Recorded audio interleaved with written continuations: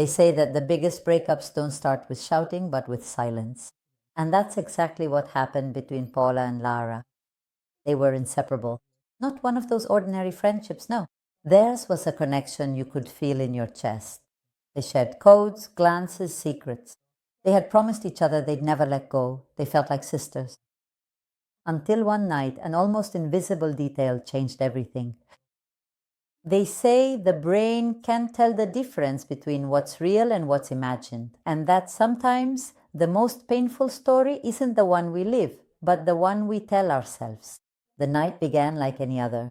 A quiet city, rain tapping against the windows, and Paula staring at her phone with trembling hands. She had received terrifying news about her family. Her heart was broken. Her world shattered into pieces in disarray.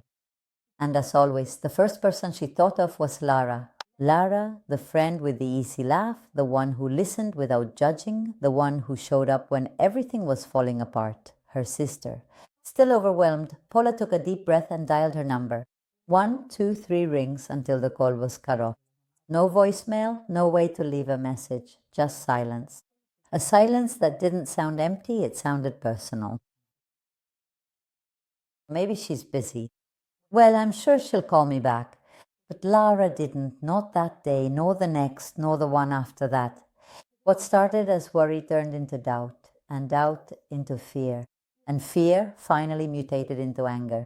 And that's when the movie started playing in Paula's mind. She's avoiding me. Maybe she got tired of me. She probably found other people. I'm not that important anymore. Every silence was filled with a different story. Painful stories, but made up. And the more she imagined, the more convinced she became that it was true. Of course, she doesn't want anything to do with me anymore. She's probably bothered by my sadness. Maybe she found someone else to trust. Paula's mind worked non-stop, filling empty spaces with storms. But the storms only existed in her imagination. One afternoon, Paula saw a photo. Lara smiling on a terrace, surrounded by other people, as if Lara's world kept turning without her. And that's when something broke. She blocked her everywhere, without saying a word, without giving her a chance. That easy, that cold, that human.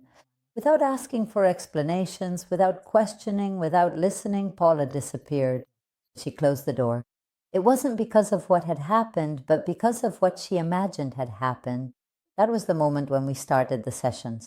Paula was very sad about losing her friend, her soul sister. A month later, one night, Paula walked into a pharmacy in a hurry with dark circles under her eyes and a tired heart. When she looked up, she saw her. It was Lara.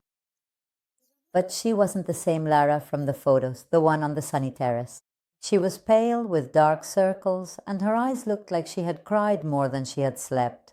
Lara looked at her and her voice broke as she spoke.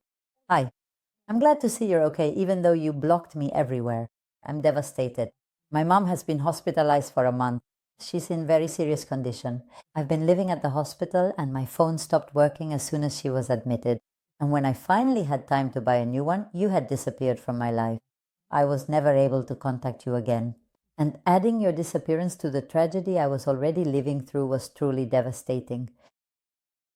Paula felt something break inside her. All the anger, all the distance, the whole story she had built had been born in her mind, not in reality. She felt the ground disappear beneath her feet. Everything she had believed, all her anger, her pain, the sense of abandonment had been created by her own mind, a monster made only of assumptions.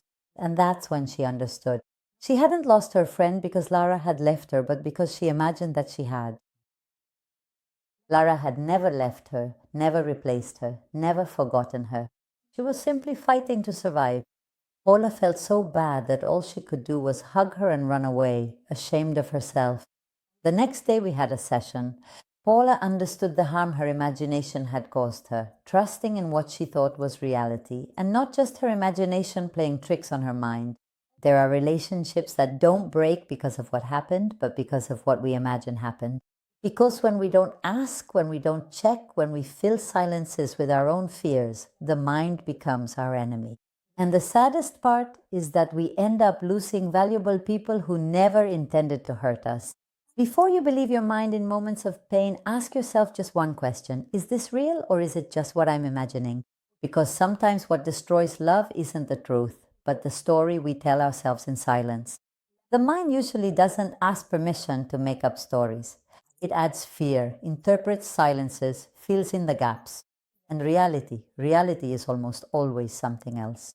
Before you let yourself feel hurt, before you assume the worst, before you close the door, ask, talk, check what's real, because sometimes the wound doesn't come from what happened, but from the story we tell ourselves about what happened.